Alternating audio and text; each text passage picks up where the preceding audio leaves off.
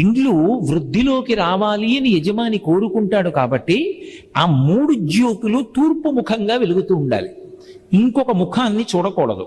తూర్పు ముఖంగా వెలగాలి 3 జ్యోతులు. వెలుగుతున్నప్పుడు దీపం వెలిగించగానే అది మంగళ దీపం, అది ఈశ్వర స్వరూపం. బ్రహ్మ విష్ణు మహేశ్వరుడు ఆ దీపాలుగా ఉన్నారు, త్రిమూర్తి ఆత్మకం. ఇక వాళ్ళు ముగ్గురు తప్ప వేరొకటి లేదు లోకంలో. కాబట్టి అటువంటి దీపపు సమ్మె ఏది ఉందో దాని మీద పసుపు కాని, కుంకం కాని, అక్షతలు కాని, పువ్వు కాని ఉంచాలి. ఎందుచేత అంటే మంగళ దీపం అంటాం. మంగళ దీపము ఉంటుంది, అమంగళ దీపం అని ఒకటి ఉంటుంది.